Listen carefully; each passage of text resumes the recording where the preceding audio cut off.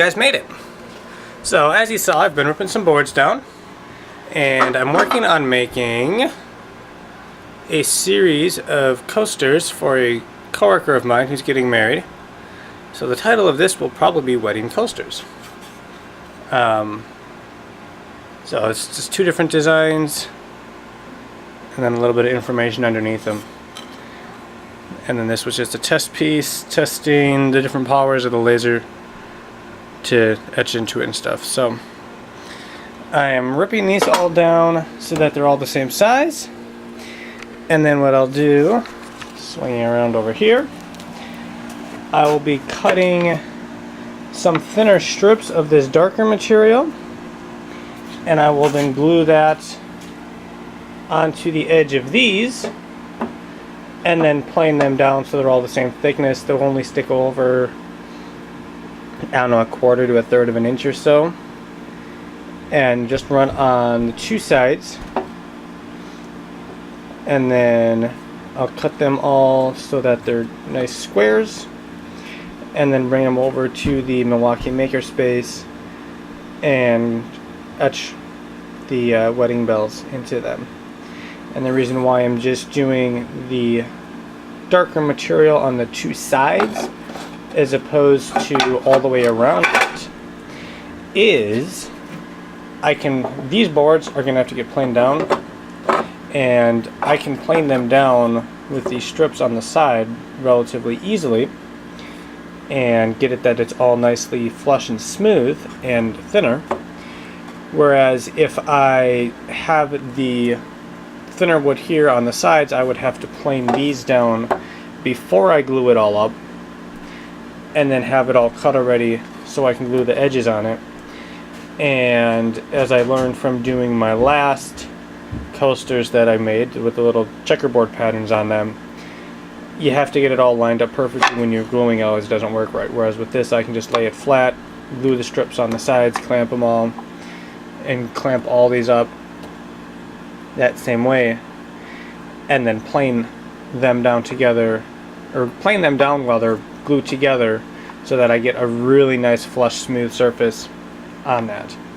So I just finished up the one side. I'm going to flip them all over and cut the other side down a little bit and cut them all to 3 inches wide, which right now I think I just did them to 3.5, so I'll get a bunch of thinner strips. But now I get to do the other side,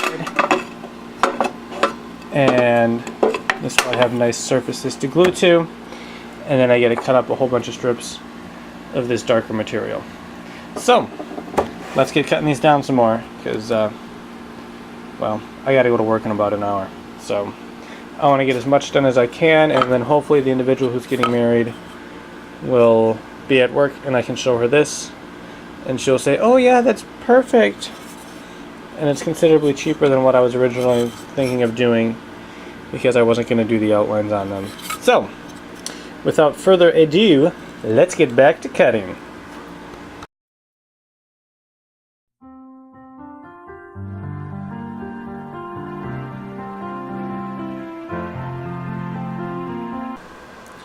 So, I've got all those ripped, and now time to rip these guys down. So I've adjusted my saw so the blade's where it should be.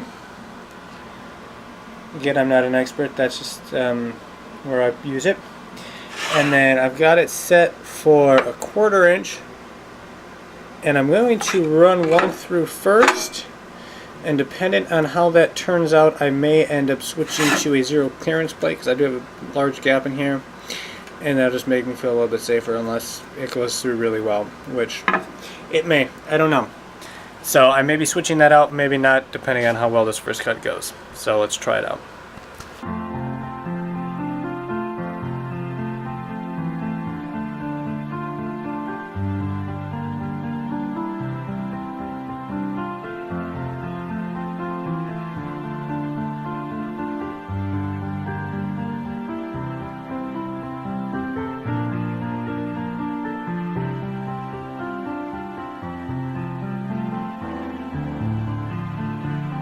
Alright, they're all done. So, she wanted, I think she said it was 100 coasters made. And for the original way that I was thinking of doing it, which was going to take a lot longer to do all of the laser cutting, the laser cutter can do two different things. It can raster and vector a cut. And when it rasters a cut, or rasters depending on how you want to pronounce it, it works like a regular inkjet printer, and it goes back and forth and back and forth and back and forth and shoots out little beams of light whenever it needs to. And just back and forth and back and forth and back and forth. What that allows you to do is you can do like color or gradients in your cutting, so you can go real dark and then get lighter, or you can just fill in the entire thing or whatever you want, but it just goes back and forth and back and forth. And doing something like this that way would probably end up taking a good 15 minutes. Now I did this as a vector cut, and what a vector cut does is it actually follows your lines, and it'll just go where the lines are and just keep a solid beam of light on the entire time. And doing it that way, it cut this entire piece out in about, I think it was a minute and a half. And then a minute and a half for the next one, and a minute and a half. Well, this side actually took, doing all three of these took, I think it was like 3 minutes. This side, the larger ones, was about a minute and a half each. And I was varying the power, or the power was the same, consistent on the top two, and I was just varying the speed at which it actually moved along, and then on this one, I increased the power a little bit, and it got, you know, nice little lines and stuff. So much faster going this way than how I was thinking of doing it, which is why originally I wasn't going to make them for her at all, because I'm like, cost wise it's not going to be effective for me to do it. Better idea to, you know, send it out to someone who does it professionally. And just, she saw the idea online. I should fix her spelling. And so instead what I decided to do, or, you know, once I figured out I can just do it this way and it takes, you know, a minute a piece, she wants 100 of them, 100 minutes, you know, hour and 20 minutes. No, hour and 40 minutes, not hour and 20. I'm really good at math. Hour and 40 minutes is much better cost-wise for her, because the laser cutter costs about 20 bucks an hour to run. So instead of being, you know, 4 an hour, and 5 of them, you know, or 100 of them would be $250, I should be able to do the entire stack of 100 for, you know, 40 bucks, which will be much nicer on her side, I'm sure. And then the wood is all that scrap wood that I've been dealing with before, so, you know, I'm not really going to charge her much for that. It'll be, you know, my labor. The wood was free for us, and then a bit for the laser cutting. So with that said, I shall start gluing some of these up, and what I want to do is mark off where these will be getting cut apart, because I don't want a joint like this at the end, if I can help it. You know, if I can cut it off here and then glue on a separate piece at the end to save that last bit of wood as well. So I've got to start figuring out where to, you know, lay it all out, where to cut them all so they're nice ends, and then do some gluing. So let's get working.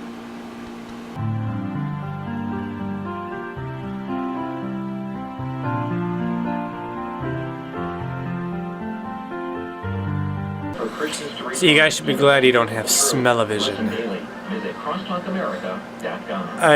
And even while I was cutting it on the table saw, but I just cut this down a bit on the scroll saw, because I'm going to be able to get 3 out of this piece, and I don't want to waste the extra thinner pieces that I cut, so I can get another one out of the darker material here. But this stuff really, it smells like a horse barn. It smells like manure. It stinks really nasty. I just thought I'd share that with you guys. Some of this wood, it just smells really weird. I guess I haven't worked with it enough. Oh well.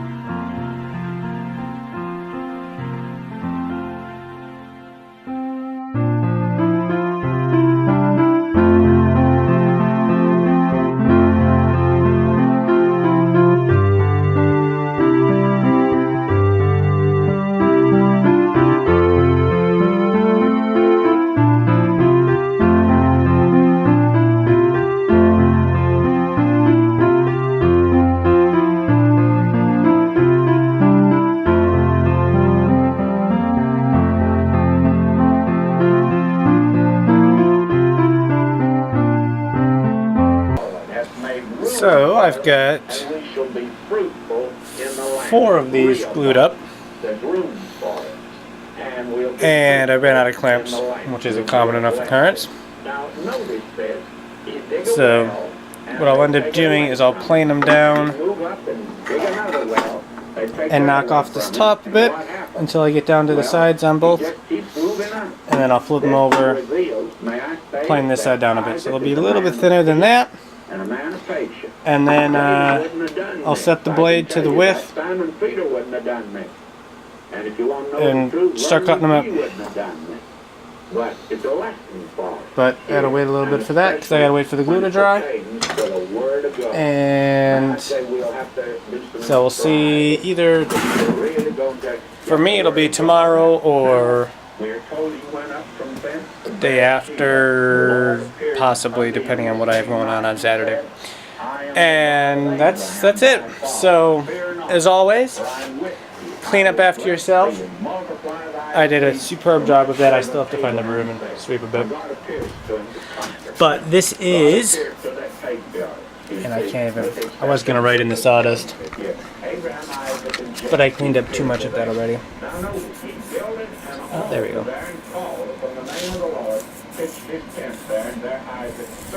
Any questions? Ask them in the comments. Let's see if I can find a dusty spot here. That's the end of part 1.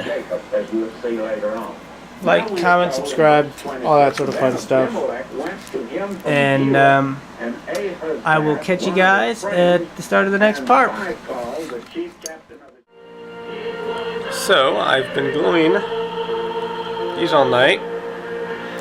And now it's time. I got all 4 of them done. It is time to take them outside to the planer. I'll probably actually plane the back side down first, just because I noticed on some of these the lip on the edge is actually sticking up instead of down. So knock that down so that when I run it through this way, it'll go through all nice and smooth and it won't be crooked or anything like that. But they're done. I should have enough material here for 1, 2, 3, 4, 5, 6, 7, 8, 9, 10, 11, 12, 13, 14, 15, 16. And then I've got another 2 gluing that I think should get me 3 each, so it'd be 19, 22, and then another one to glue up still, 25. So let's go head outside and get planing these down.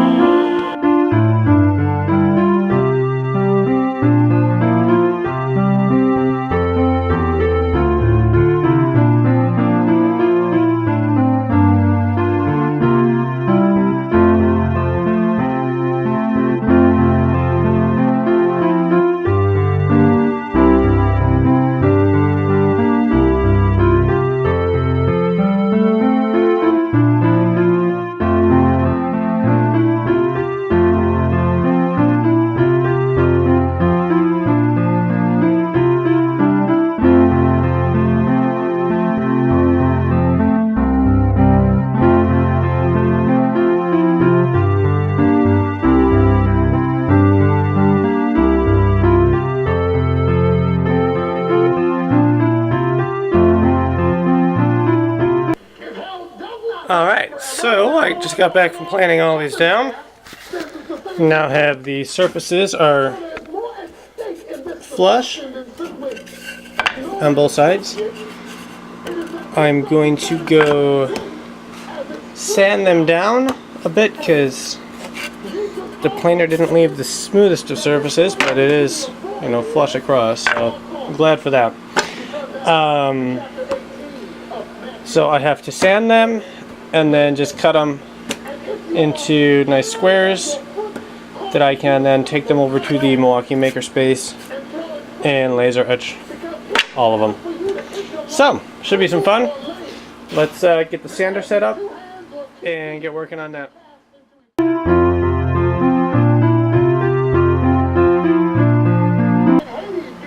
So I sanded one of these guys down. I don't know which one it was. I think this one. And what I'm thinking, let's rotate the camera, there we go. What I was thinking of doing is actually I'm going to cut them down first to the squares and then I'll sand them down, so I can round the corners at the same time, and I don't have as much material up against the sander at a time, so it should go through a little easier. And then I also don't waste time sanding material that I'm not going to end up keeping. So I've got these all set up. I've got my camera set up. And what I want to do first on all of these is just cut the end off so that that's all nice and flush. And then it's set that I can just push it up against the fence and run it through, and that'll be my 3.5 or so inches. So, with that being said, let's get our protective gear on and fire up the saw.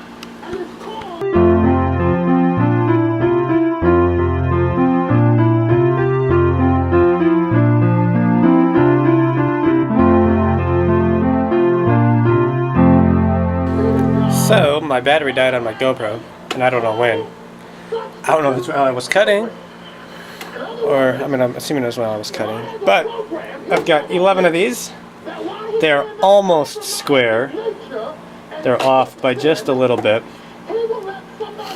But, my next task will be actually to change the battery in my other camera. And then start sanding these guys down. And, yeah. So, fun times ahead. Let's get back to work. Okay, so I've got another 3 of these that have to get planed. So you can see they're still quite a bit fatter in the center. So I've got to go plane those down and then cut them up into nice squares. However, in the meantime, I've got a stack here that I made, and I'm just going to sand these down and get them ready that I can laser etch them. And then hopefully I will find out soon from the individual who I'm making these for whether or not she actually wants them or not. And if she does, I will then start doing the laser etching for her. And if not, I shall go make them for other events and the occasions and things like that. But nonetheless, I will still get these all sanded and ready to laser etch.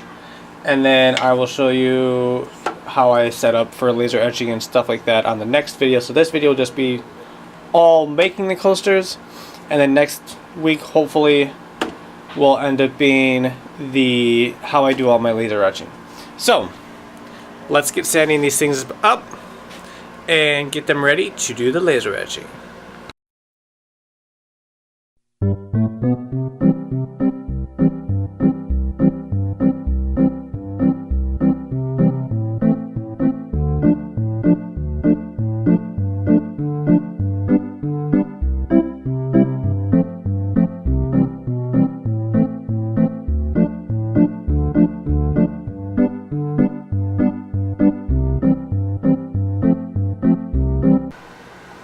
So,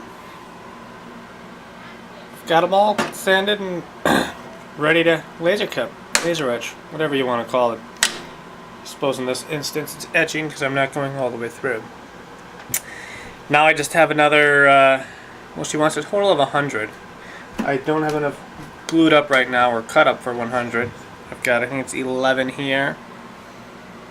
1, 2, 3, 4, 5, 6, 7, 8, 9, 10, 11, yeah. And then I've got another 3 boards, I think we'll give me another 9 over here. So that'd be 20. And I'm not going to bore you with showing you me planing those down and then cutting them and sanding them because it's the exact same thing that I just did. So, next week should hopefully be the laser etching. If not, next week's video should be me starting work on a bench for in our front yard with a herringbone pattern on the top. So, make sure you tune back next week. Now, in the meantime, please subscribe. I've got, I don't know how many subscribers, but my videos average about 3 views a week, so I like to bring that number up a bit. And I did just pass the 6-month mark of doing a video every week, because I started, it's actually, I think I'm slightly past that, but actually making a video every week, or having a video that I just recently made to post every week. Should be right around the 6-month mark. Yeah, so that's kind of exciting. And I started, it was either October or November, right after I drove through the Kettle Moraine State Park, Glover State Park. So ever since then I've been posting a video every single week, and it's been a lot of fun, kind of challenging, keeps me busy making stuff and working on these videos.